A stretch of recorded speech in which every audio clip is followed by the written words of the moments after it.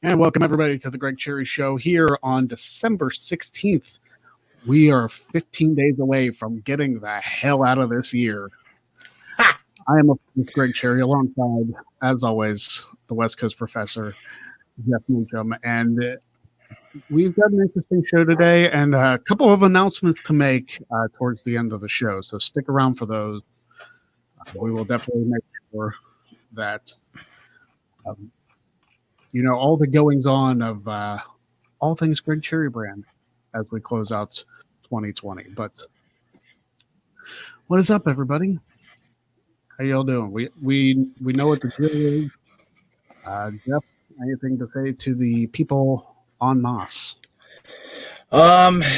It's been an interesting few days since we last appeared together on the air, you and I. A lot of good, some not so good. But I'm looking forward to a brief weird state laws segment because, let's be honest, it's Nevada.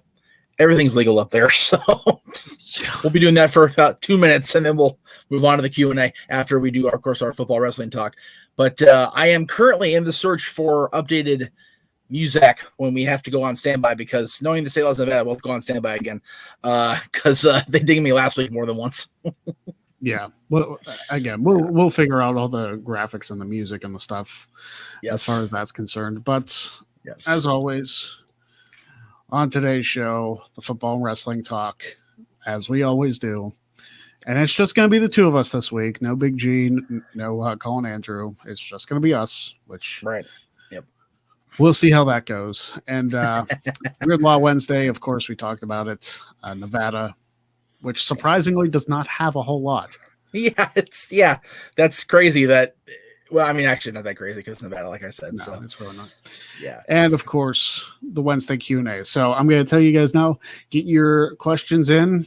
We're just on the YouTube channels today, I noticed.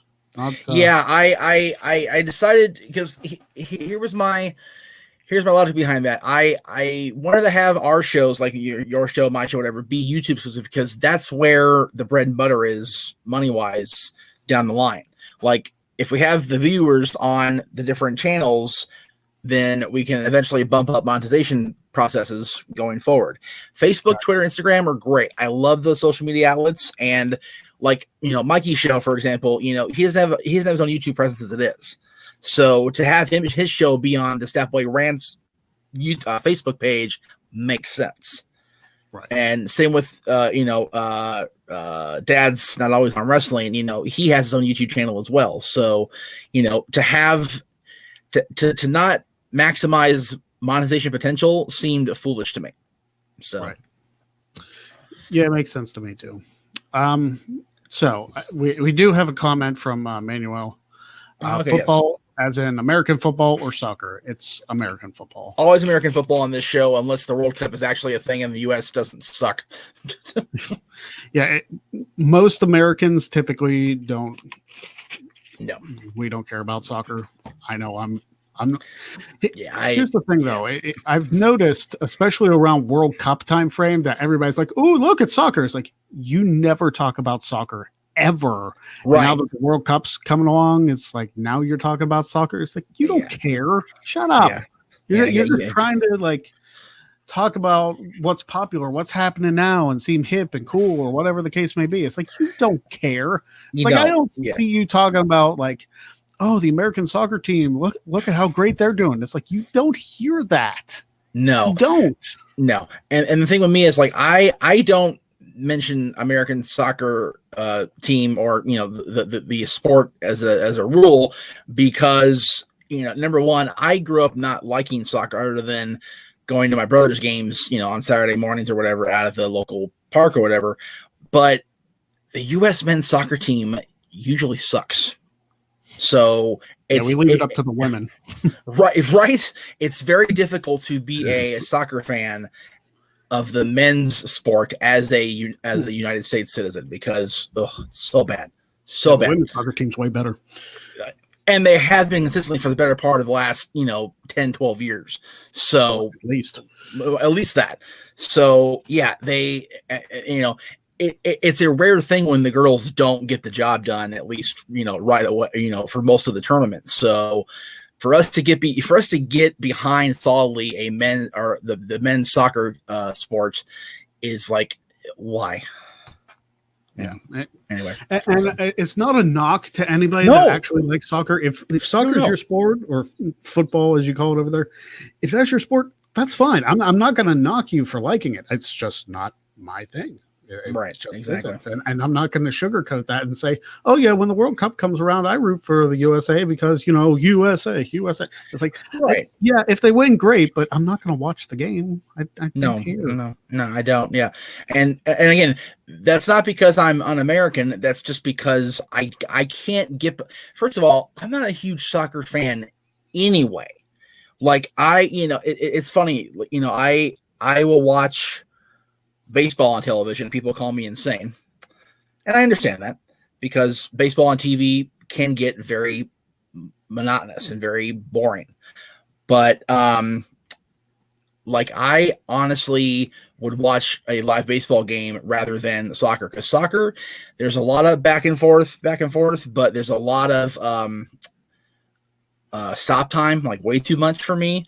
And the fouls these guys take are just like, they act like they've been shot by a sniper from the balcony, and the guy barely bumped him. It's like, dude, come on, get up, give me a break. Yeah, it's one of those things where you watch them play 90 minutes straight for a 1-0 score, which can happen in baseball. It can happen in hockey too. But right, of course. Plus, hockey there's action all the time. Yeah, right. Back and forth the whole way. And baseball, I can understand. Like you said, on TV, it's kind of rough. But when you're actually in the ballpark, it's completely different, just because of the atmosphere. I think that's a lot of the things that are missing, especially with sports this year, is the lack of a crowd, because without that, you can have all the piped in noise that you want, but without that energy, it doesn't feel as big of a moment, Exactly. And it's, we've talked about it across our networks here the last few days. Crowd has been everything, and it's been proven in wrestling that crowd is everything. And, it's more so in professional sports, like actual competitive sports, and there is no bigger detriment sport wise without a crowd than soccer. Yeah, soccer crowds are notoriously, like, almost violently loud at times, and they don't mess around with being jerks about how their team is doing badly if they are. So anyway, we spent 10 minutes on a sport we said we didn't care about. So that's true. So let's get into our version of football as well as wrestling. Yes. Talk. Yeah, it's been a very weird week because my team won and yours didn't again. I'm like, what? Huh? The Steelers have become incredibly stagnant on offense. Yeah. And their defense is getting beat to hell.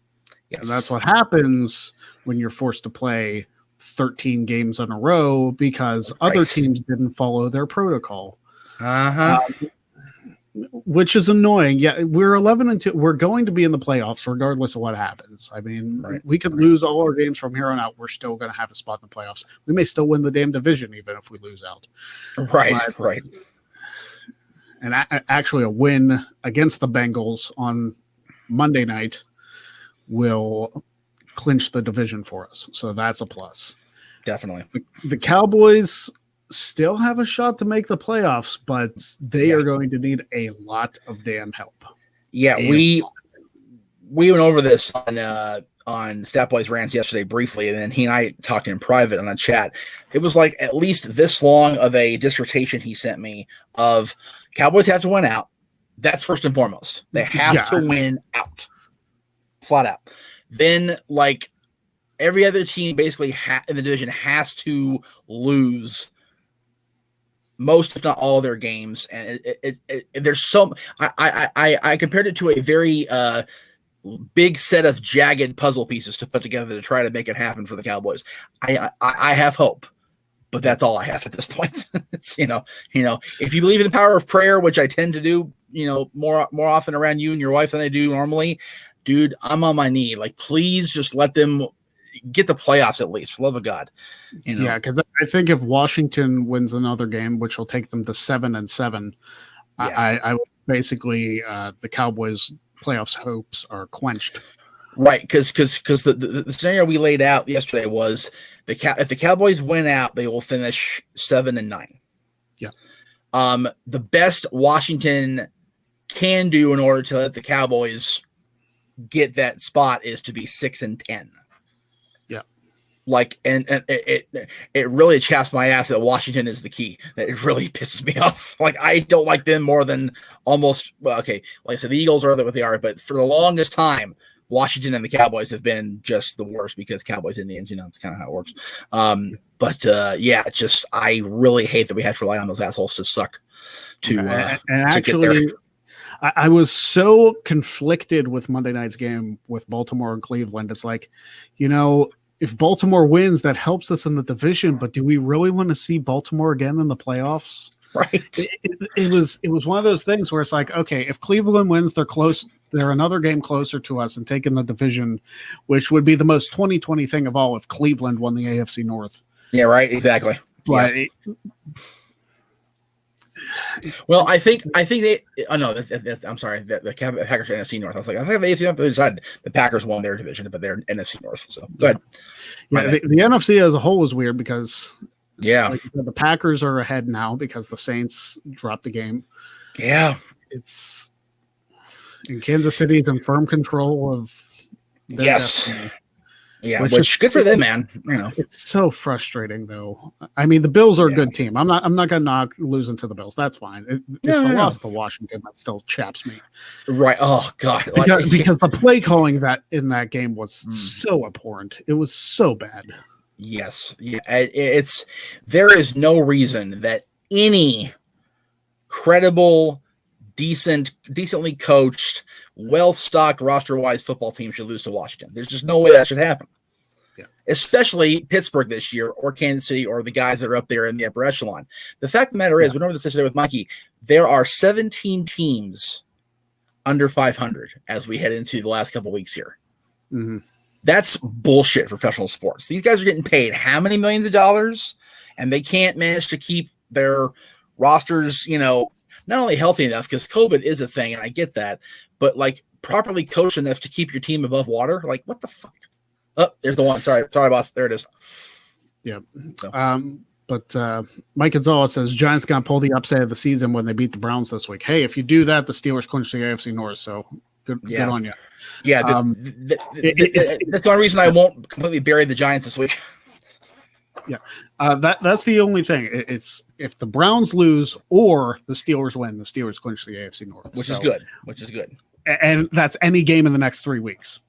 So, right. I mean, the only way the Browns win the division is if they win out and the Steelers lose out. Right. And it's a fact of the matter, thanks to the loss to the Ravens on Monday. Right. And the thing is, like, there's no disrespect to anybody, that's a huge fan of it. I'd rather see Pittsburgh win one game than the Giants win any game this season. So I'm yeah. Yeah. I mean they're your division. I know. Oh yeah. I'm like I said, we are the worst division in professional sports, at least as of this calendar year. So I'm okay with being the least sucky at this point. Like, honestly. So. Well, Washington's turned it up since Alex Smith returned. Well, of course, because he's Alex Smith.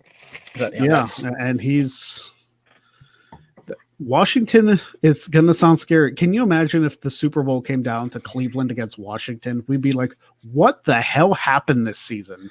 Seriously, people are going to look back on this year, like in history, when 50 years from now, they're going to look at the books going, what the hell? Be like, how, after Washington was arguably one of the most disappointing teams in all in the NFC, and Cleveland, which is Cleveland, how did they do it? And you know what? I can see it happening. It's the weirdest thing. I can see Cleveland and Washington somehow, some way make the Super Bowl. And yes, Mike makes a good point that Chase Young of the Washington football team is a beast. And he was a beast at Ohio State too. He was one of the top defensive players there. Exactly. And he's carrying it over to the NFL. So it's one of those things where a lot of times when these highly touted college athletes get drafted, they don't always live up to the hype. Chase Young is living up to the hype. Oh, yeah. Chase Claypool is living up to the hype. So basically your name has to be Chase and you're fine. But another thing I'm questioning is that the Steelers are dropping Chase Claypool's snaps. And I'm like, he's your leading receiver as far as touchdowns. Why are you taking him out of the game? So frustrating. Especially after Deontay drops the ball a lot. Johnson is still playing. And I love Deontay. Like I sung the praises of Deontay early in the season, but he has got to get out of his own damn head. Yeah, exactly. I've been saying privately, I haven't said it on air yet. I'm looking around for the DeLorean because somebody had to come back in time and screw something up for this season to be going the way it's going. Like, I get 2020 is a shithead year anyway, but the NFL is just a complete what the hell. Like, it's just bananas. Like I said, half the league's under 500. It's like, what? Oh, which would make sense if it was like week 6 or something, but we're going into week freaking 15. 15. Yeah. Like, oh yeah. And the teams that are over 500 or even you go, huh? Yeah. Like the guys that are above water still, it's just like, okay, some of them understand, but some of it's like, okay, I guarantee somebody changed time somehow. It had to have been the case. Yeah, like the New England Patriots, who are like perennial playoff team. Yeah, they're way under. They're not even. They're still in the hunt, but they're not in the top 7. Yeah, no, ever. Like that has not happened in the, as far as I know, the Brady Belichick era. I mean, he's not there anymore, obviously. Brady. There was one season. There was one season I think they did not make it, but that was the year that Brady went down with the injury first game of the season. Right. So as long as as long as he's been active and on the team, they have not done this poorly. So again, I'm not trying to blow smoke up Tom Brady's ass because Lord knows I don't want to do that for any particular reason. But he's not there. Yeah. And Belichick and Newton are not gelling like Belichick and Brady did, obviously. And Tampa Bay, I believe, is one of the top 7. So Tampa's number 11 right now. They're but they're over 500. They're 8-5. Yeah, they're not stellar by any stretch of the imagination, but they're still getting the job done for most part. Right now, the team's over 500, going from 15 to 1. Arizona, the Raiders, which God bless the Raiders, man, they've been through some shit with their team having to move 25 times or whatever. So good on them. Miami, which again, people, Miami's never really been deplorable. They just haven't been in the hunt. It's kind of, is what it is. Baltimore, again, we've talked about the Baltimore Cleveland franchise. Like, just what the hell? Why are they up there?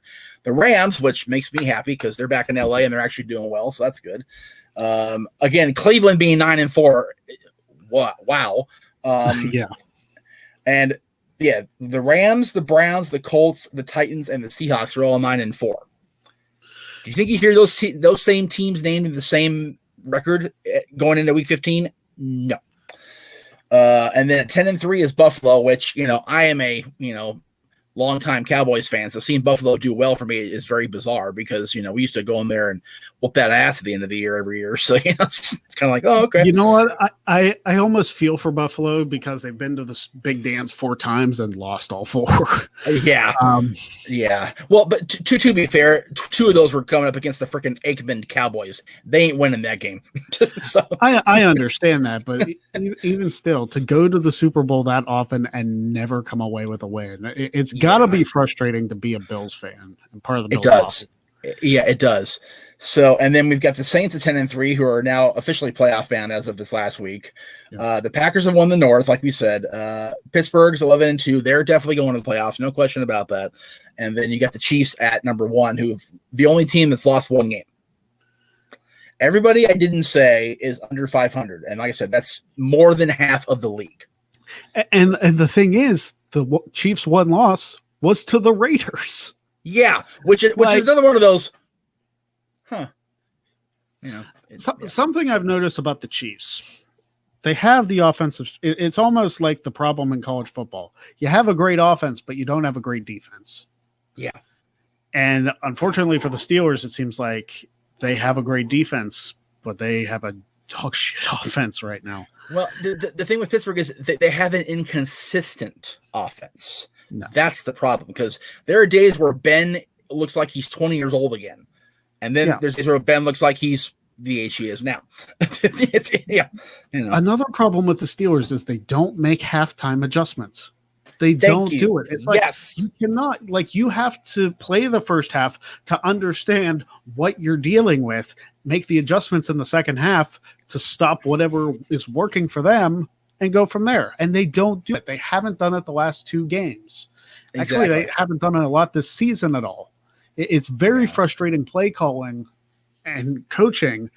And I don't want to knock Tomlin for it, but I almost kind of have to. It's frustrating. Because I don't hate Tomlin as coach. I don't. There are a lot of people who don't like him. I want to say he gets results. He did take a team to a Super Bowl, which people are like, "Oh, that was Cowher's team." It's like, shut up. Yeah, he was out of the system for a couple years at that point. Right, exactly. But he has not had a losing season since he took over the reins in Pittsburgh. He has not had a losing season. It's been 500 and up all 14 seasons he's been here. So people give Tomlin the flack, but he consistently has a decent or better team. Yep. And if he does take the Steelers to the Super Bowl, which they're going to need a lot of offensive help to do that, they're going to need a run game that produces more than 20 yards a game. You need that to happen. You cannot have Ben Roethlisberger, whether his arm is fine or not, throw 50 passes a game. You can't do it, because if your game plan is 50 or 60 passes a game and like 7 runs, guess what? You're not going to win, because they know what you're going to do. I'm no coach, but without balance in your game to throw them off, you're not going to defeat any team. I wouldn't be surprised if Cincinnati upset Pittsburgh on Monday because of their I wouldn't either at this point. Yeah. And, Mike and I talk about this all the time. We talk about New England with Newton. It's like, Newton seems to want to be a running back more than a quarterback. It's like, Cam, dude, throw the ball. Throw the ball. Right, exactly. Yes, yeah. Michael Vick, it drove us Cowboys fans crazy that he did that all the time. It's like, dude, throw the friggin' ball. Oh God. Lamar Jackson does the same thing. He's a mobile quarterback as well, and that could be a good thing. Right, but he at least bounces it out for the most part. Lamar does. Yeah. But Newton, Newton in a pinch, if the Patriots are down by a couple points and they're in a pinch, he's gonna try to run the ball at the end zone rather than throw the ball. It's like, dude, he's such a tell. It's ridiculous. And again, I'm not trying to advocate for the Patriots winning, because Lord knows that's okay with me. But yeah, as a fan in general, it's frustrating to watch NFL right now. It really is. Michael pointed out they finished 9-7 in 2002 was the last time they missed the playoffs in the current era. So that's 18 freaking years. Mm-hmm. And their non-playoff record was 9-7. Okay. That's how good the Patriots have been. And like I said, now they're, whatever they're at. All right. They're just bad. Yeah, I do briefly want to touch on college football. Okay. The top 4 teams still as of right now: Alabama, Notre Dame, Clemson, Ohio State. The ACC championship is going to be very telling of how the playoff committee thinks. I think Notre Dame is in the top 4 regardless of what happens.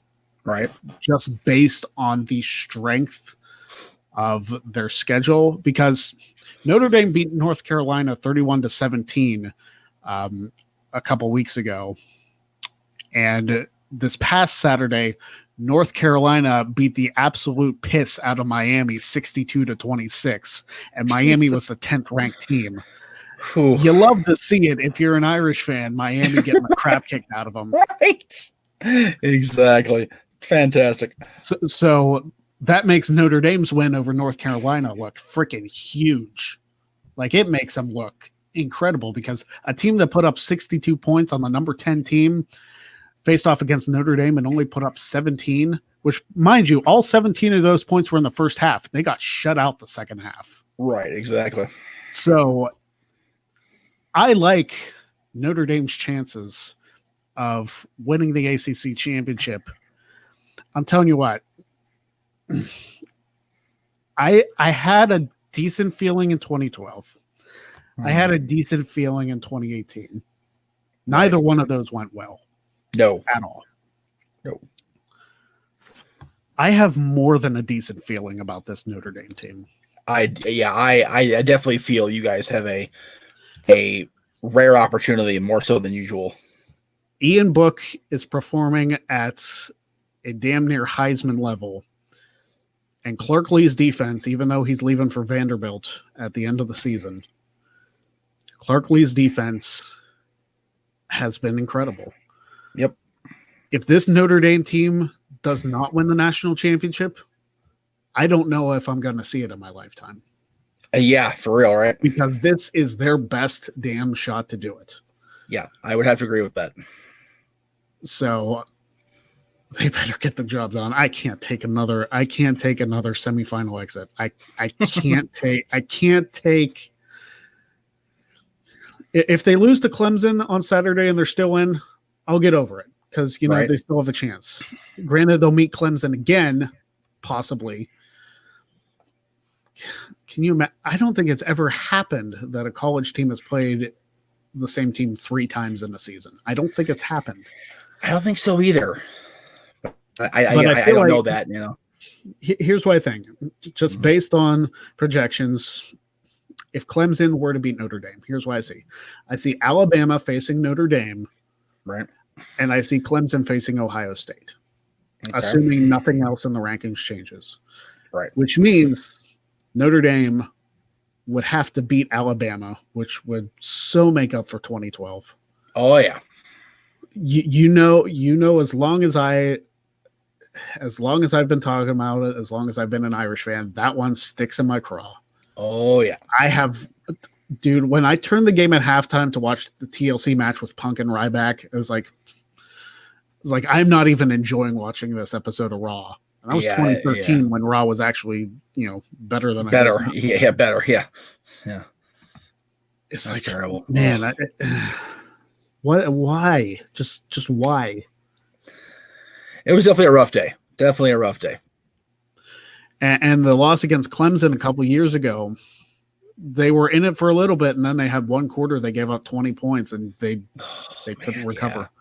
No, yeah, you college football really, it's designed. You can't lose 20 points in a quarter and not have, it ain't gonna happen at that point, especially if it's a later quarter. So So it's going to be an interesting day, because we're doing my in-laws' Christmas on Saturday before the game. Oh, okay. So I am going to be like, it'll be nice Christmas, have lunch and whatever. Of course. But you best believe 4:00, I got my jersey on. The flag has been tapped, and I'm watching some Notre Dame football, winning a conference championship. Right. Exactly. Which is just insane to say, because they're typically an independent. But yeah. But anybody, and I say this with all seriousness. Anybody who ever says, "Oh, Notre Dame should join the conference," they don't deserve it. If they win the ACC championship, every single person who says, "Oh, Notre Dame should join the conference," should shut the hell up. Kiss our ass. Because we joined a conference this year We went the regular season undefeated, even unseating the number one team in the nation. So don't tell me that Notre Dame can't hang with the conference. Exactly. Good Don't stuff. you dare tell me that. I love it. I love it. All right. I know we don't have a lot of laws to go to, and we didn't really talk wrestling at all. I mean, which is funny because there's pay-per-view on Sunday, but yeah, there is a pay-per-view on Sunday, TLC Sunday, and it actually looks like a decent card. I'm gonna say that. It looks like a decent card. Well, they talked about it yesterday on the Nerdy Q show. I mean, Santa joined them for the Nerdy Q preview of TLC, and they were all talking about it's currently a 6-match card, which granted TLC matches can go long, so you figure Owens and Reigns and McIntyre and AJ's going to go. They're both going to go long-ish. Yeah, and then you've got the allure of the mix, the mystery partner for Asuka now that Lana's been taken out. My friend Kat made a great point to me this morning before I actually had coherency involved in my life at the moment. Lana went through 9 tables. Yeah, and now she's hurt. Yeah, got it. Consistency in booking in the WWE. The most frustrating part about this is this storyline is supposed to revolve around Lana versus Nia. Yeah. And now Lana's not even in the match. So it's like, why do any of this? Yeah, it's like so bad. She went 9 tables. She was the sole survivor at Survivor Series. It's supposed to lead for something for Lana, and it's not. It's like whoever's writing this story needs bitch slapped in the face. Exactly. What are you doing? I found myself kind of checking myself. Kat goes, "Are we sure Russo's writing this crap?" I'm like, Russo can write better than this. And I sent that. I went, "Whoa!" I meant it though. It's true. Russo on the writing team between 97 and 99 was optimal Russo. This crap wouldn't have fly to 97, 99. Like, this is ridiculous. You know what? WWE should hire Russo back. I'm going to say it now because Russo is a better writer than what they have. Oh, without question. He absolutely is. And I know he doesn't want the job. I know he probably doesn't want the job or to be anywhere near it again. But Russo writing, you know what? I'm going to say it. WCW 2000 is better than some of the stuff now. I am going that far. No, I'll go further. WCW 2000 Thunder was better than what is on Raw right now. I am going that hard. Yes. I don't have the music ready yet, but yeah. Jeez. Oh my goodness. That's tremendous. I love that. Oh yeah. Okay. Anyway. I do have a question. I want you to take that graphic off. Okay. Yeah. I mean, let me get back where I need to be here. I'm trying to not to have that be on screen and get in trouble. There we go. Okay. There we go. Okay. So, all right. Question. I know we do the Q&A. Yeah, screw it. We'll do it now. My question of the day is, what is your respective positions on college players getting paid, even though some of the players get full scholarship to the college they played for? Okay, I'm going to talk about this briefly. I actually don't have a problem with college athletes getting paid, and here's why. Is a big part of why the NCAA football game series does not exist anymore is because of the likenesses and all that. Yep. And you know what? That is an important part. I see that side of it as like, hey, my likeness is being used, but I'm not benefiting from it at all. And you're selling merchandise without my consent. I understand that part of it now. And that's why I'm on their side. For the longest time, I was like, oh, college athletes shouldn't get paid. But, I've loosened my stance on that. It's like, you know what? I get it from a standpoint, from a legalistic standpoint. Other people making money off of you without your consent is wrong. So they should at least get some compensation from their likenesses, if not their names, being used. And if it leads to the comeback of the NCAA football series, which honestly is better than Madden. The NCAA football series was better than Madden. Really? Yes. Okay.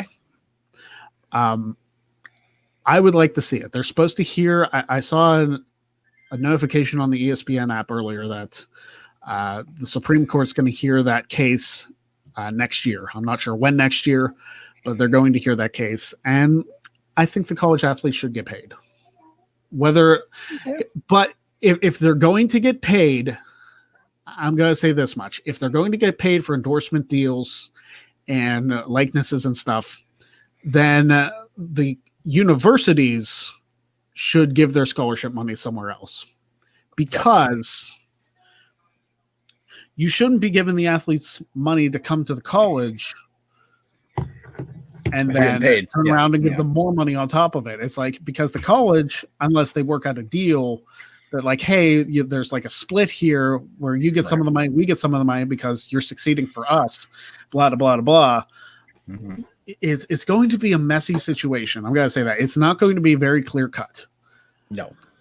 But the universities should benefit somewhat from this. And if they can actually save some scholarship money and give it to more like academic students and like stuff like that, then so much the better. As long as it benefits everybody in some facet, I'm good with it. It's going to be very hard to pull off. You're going to piss people off one way or another, but I would like to see them get paid, get their endorsement deals, get their likeness deals for the video games and whatnot.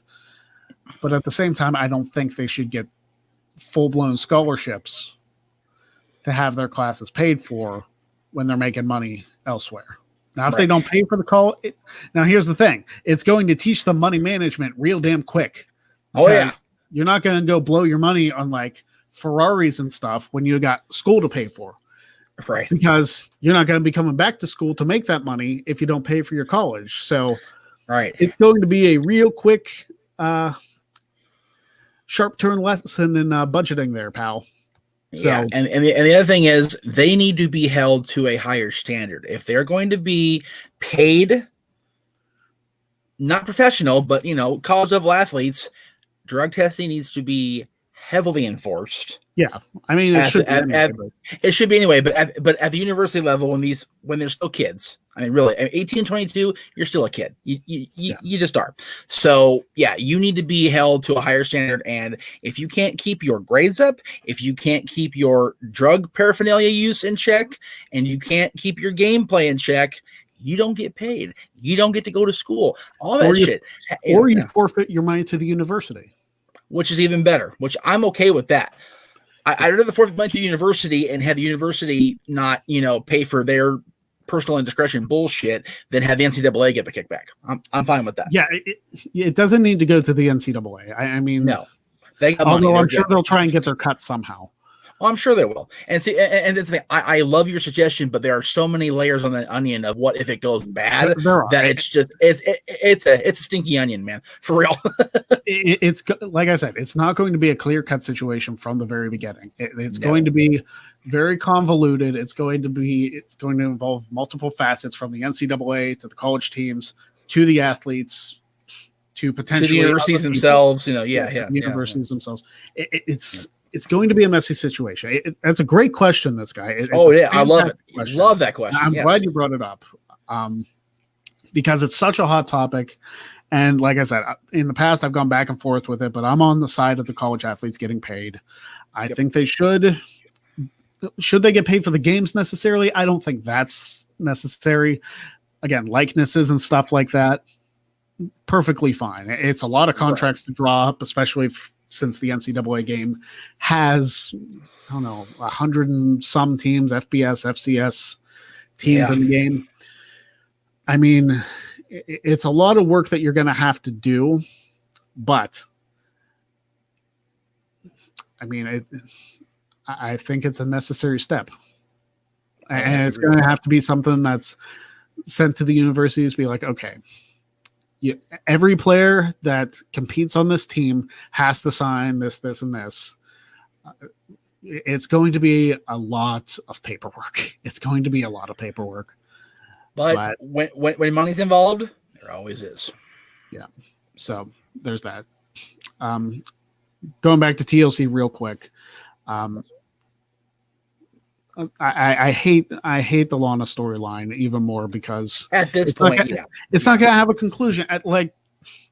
It frustrates me that we kind of got Lana versus Nia, but it was such a throwaway that Yeah, like Lana's moment should be to win the tag team championships with Asuka. That's what the moment should be. Yeah, it's not Monday was more about reintroducing Mandy than it was about Lana. I think I love Mandy, but that was bullshit. Yeah, it's so frustrating. Yeah, and if this whole thing is just being used to bring back Charlotte, everybody's gonna be so pissed. Oh yeah, even me. Yeah, because Charlotte has no business in this storyline whatsoever, and if it's just to put gold on her again, it's like, come on, guys. Yeah, I said the other day, the only way I want Charlotte to be near the tag team championship is if Tessa Blanchard's her partner. Yeah, because I want some legacy going. That'd be tremendous. But I mean, granted, Charlotte won't even be the first, Grand Slam winner. She won't. Right. She'll be like the fourth behind Bayley, Asuka, and Sasha. Right. But it's still the fact of the matter that, like, why?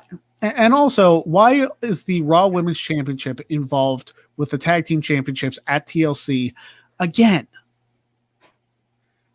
Yep. Like the fact. It should tell you something that you don't have enough women, or you don't focus on your women enough to have two separate storylines for the Raw Women's Championship and the Women's Tag Team Championship.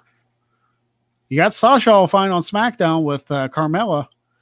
Well, is there nobody ready for Asuka? I disagree with your statement just there, because Sasha Carmella is a freaking no-win scenario. You have Carmella, who just came back, has been pushed this unstoppable force. She's untouchable. That's the gimmick. Yeah, but she probably should lose Sunday. Or you've got Sasha, who we all were just giddy that she finally made a successful freaking title defense, but she shouldn't lose on Sunday.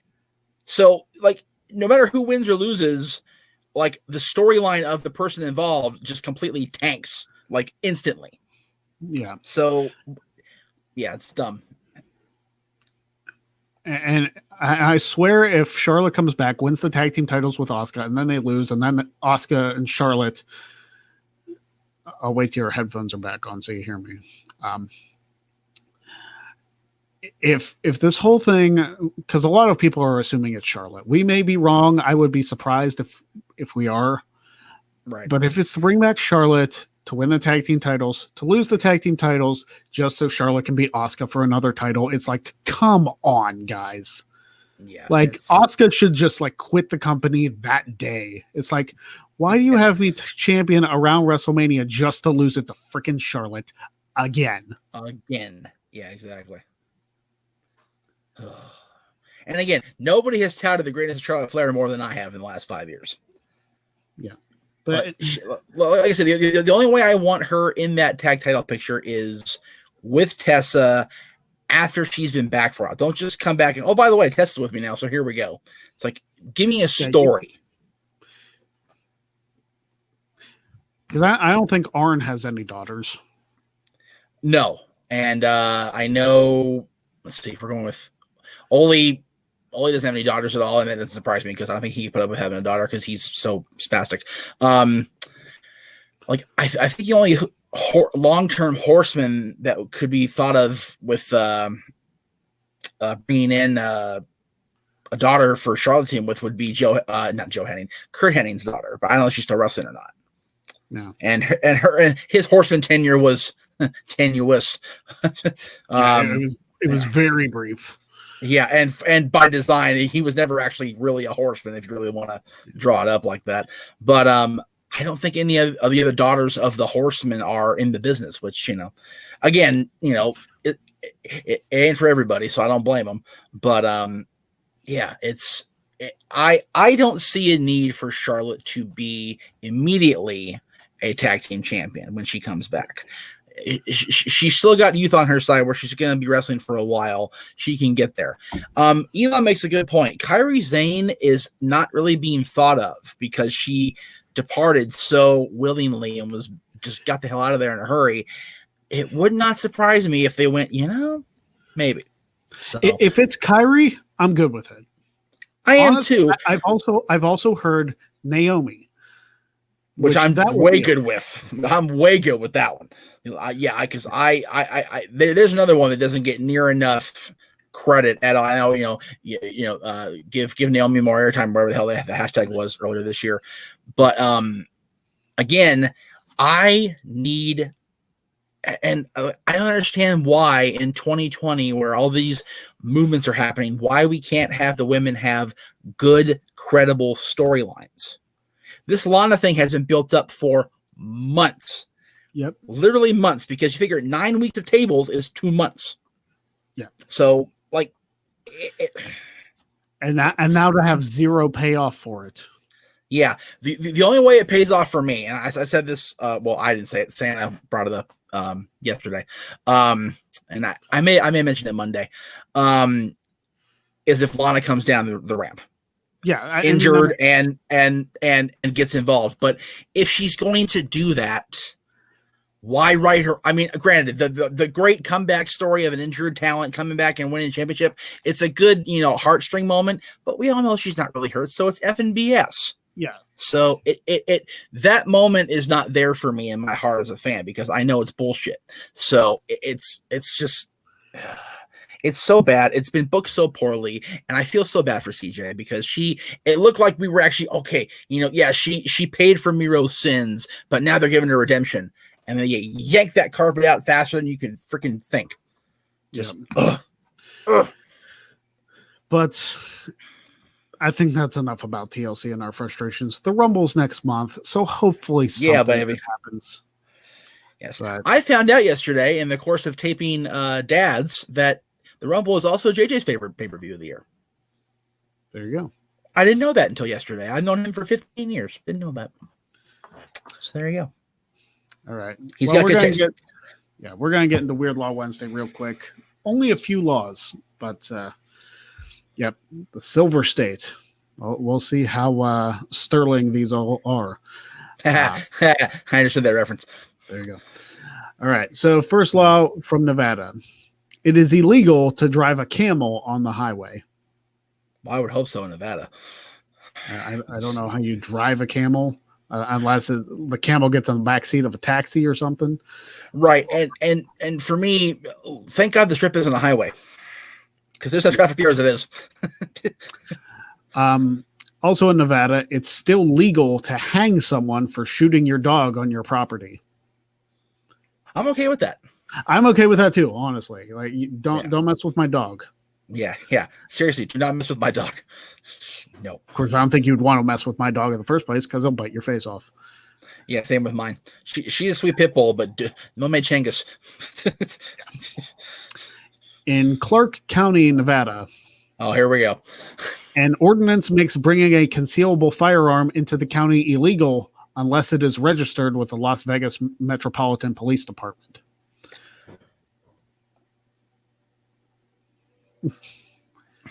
I don't know if it warranted that necessarily. I think it did, because of the Vegas shooting 3 years ago. Yeah. I wasn't thinking of that. I was just... Dude, well, I only think of that because I have friends there, and because I lost the first of 3 in a row Jason Aldean concert years because of that. Yeah, that guy's stockpile in that hotel room makes that law go. Just saying. So, in Elko, Nevada, this one is the most 2020 of all the laws. Okay, everyone walking the streets is required to wear a mask. Wow.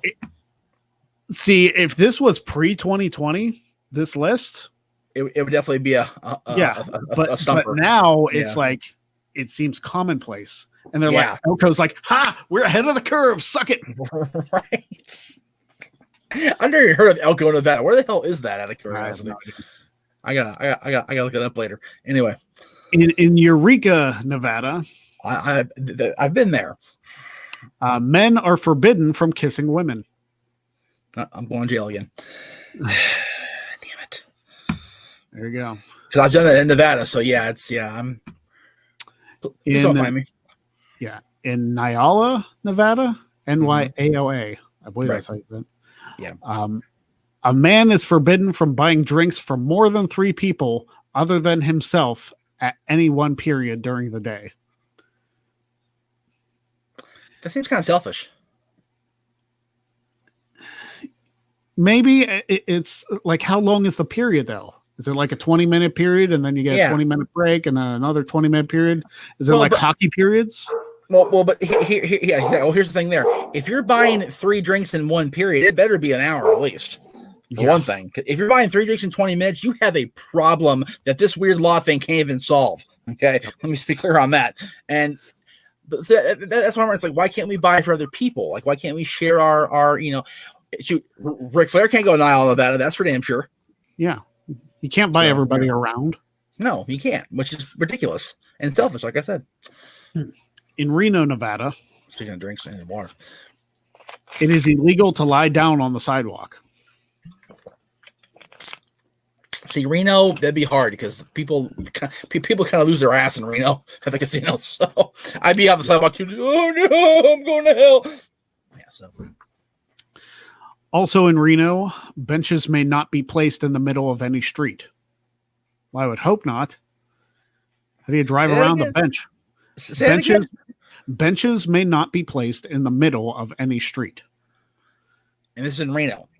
That's in Reno. Yep. They are so weird up there. Oh, Jesus. Anyway. And finally, in Reno, Nevada, get the graphic ready. Okay. In Reno, Nevada, sex toys are outlawed. Yep. Better Reno than Vegas, I guess. Oh my. Arrow 2600. I can't believe it's actually in a law in the state of Nevada. Like, I thought when we said Nevada that there wouldn't be anything that would be like not Nevada like.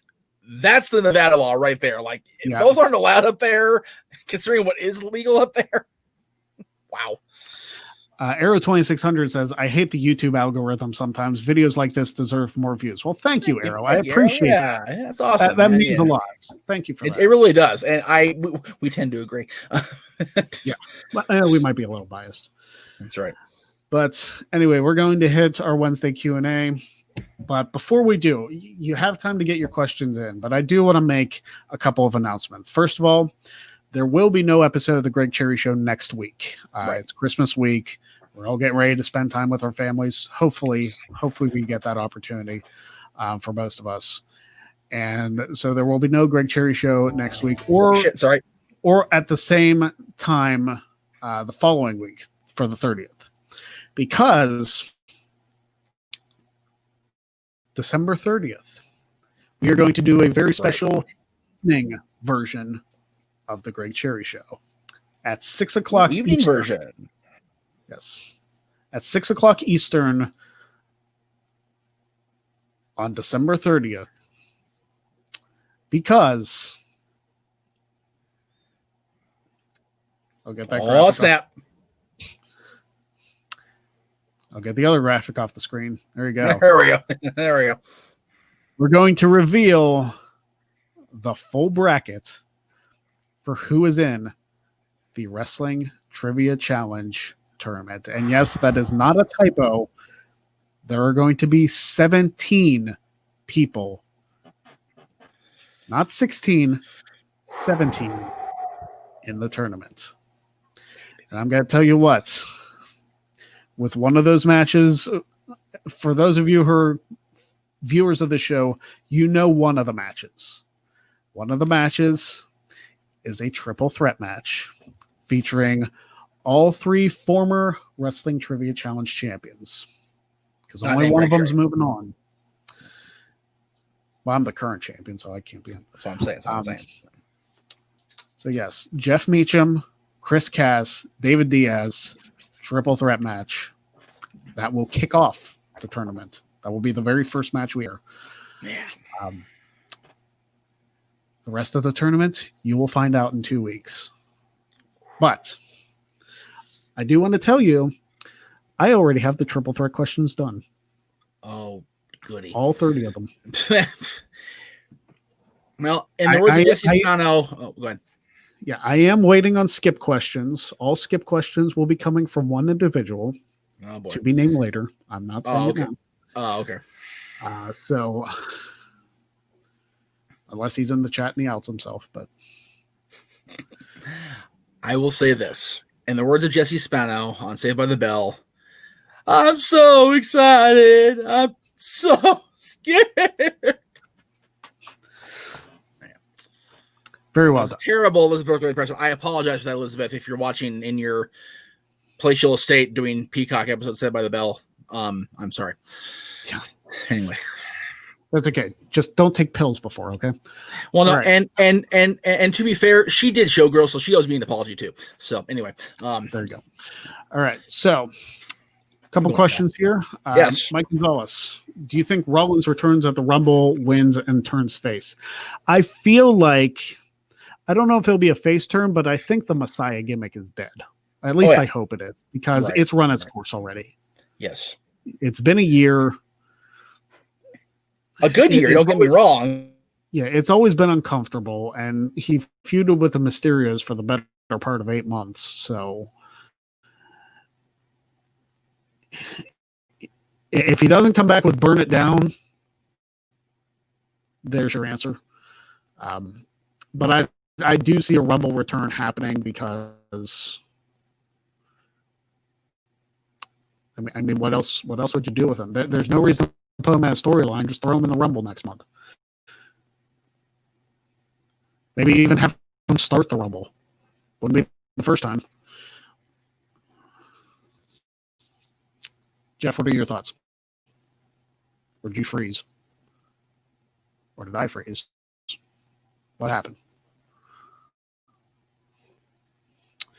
And Jeff's gone. Okay. It's my show again. Yay. Yeah, that's what I think. I think Rollins does return at the Rumble. Whether or not it will be as a face remains to be seen.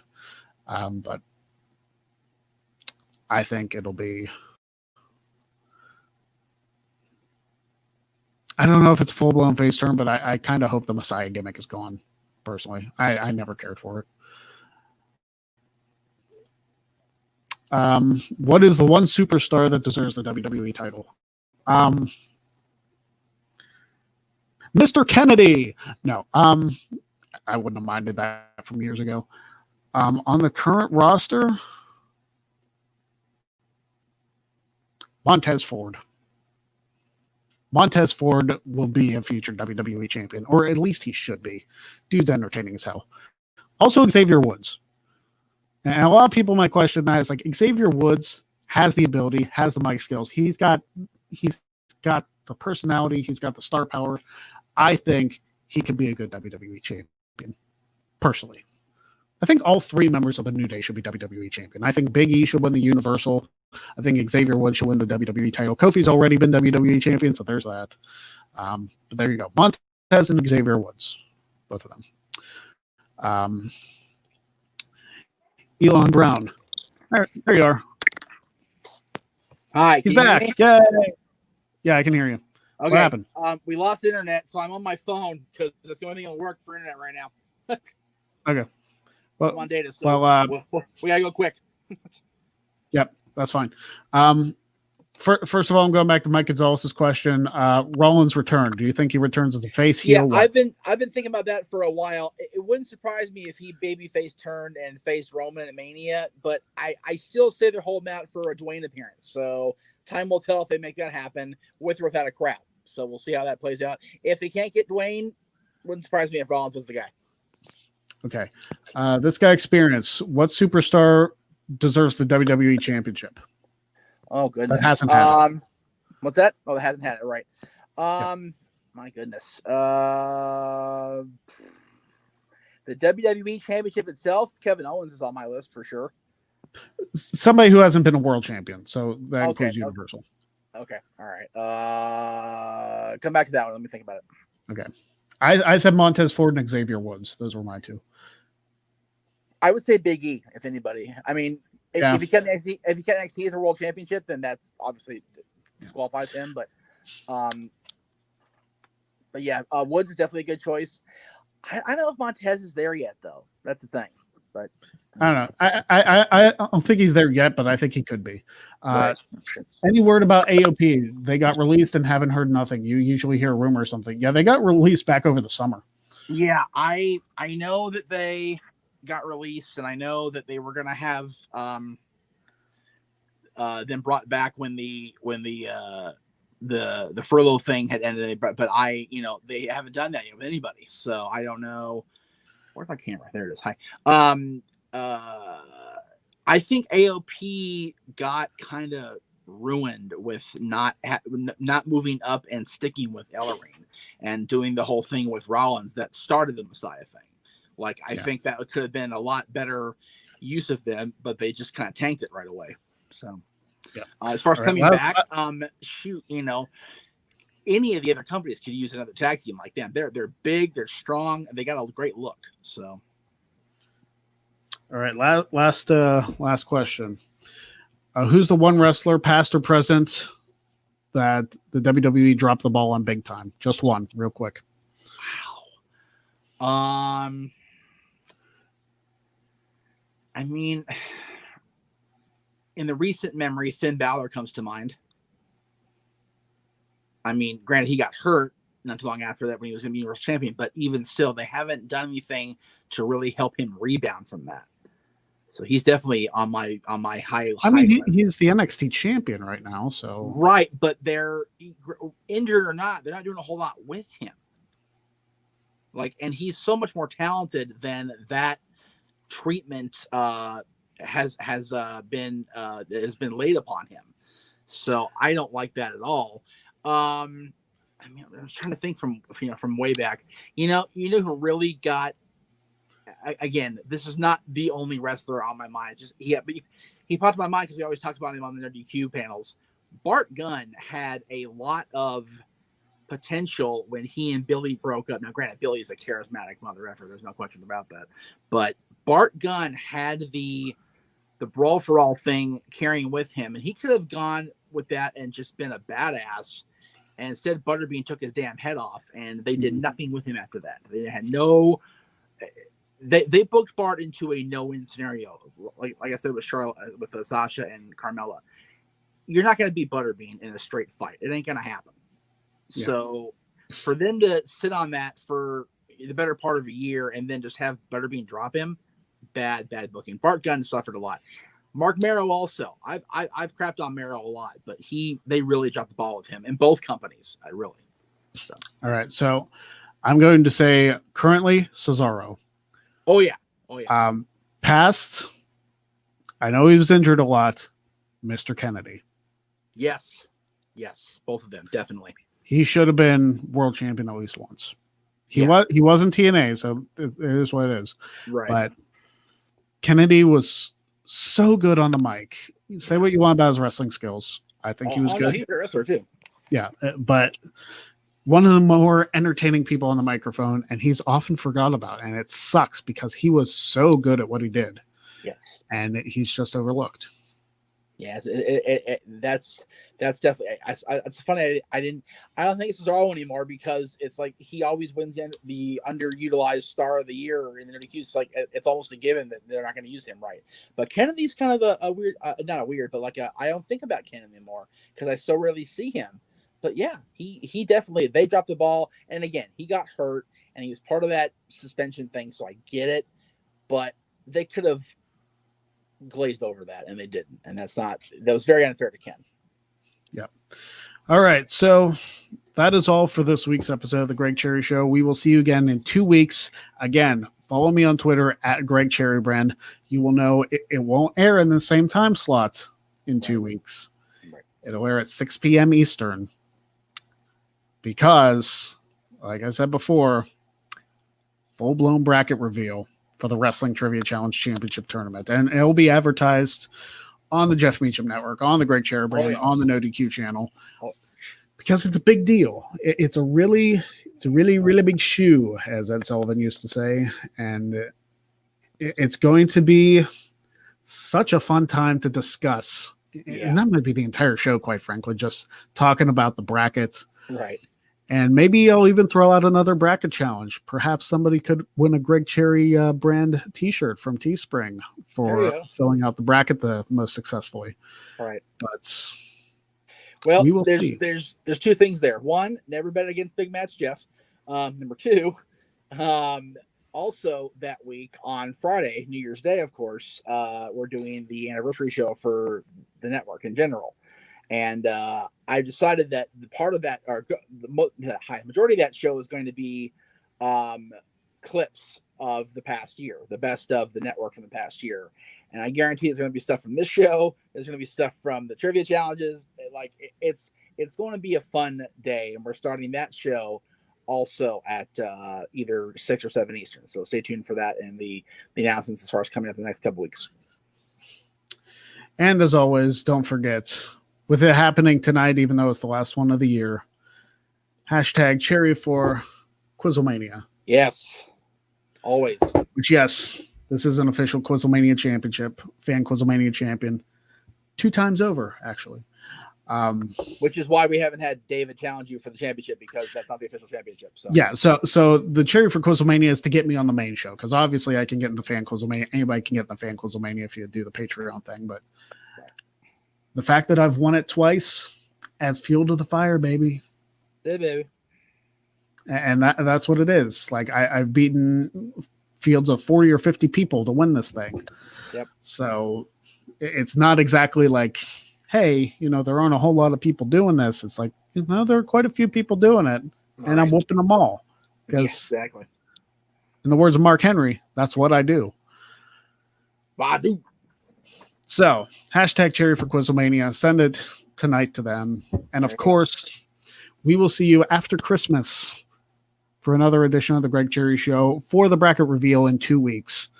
For everybody out there, I hope you have a Merry Christmas, Happy Holidays, whatever you celebrate.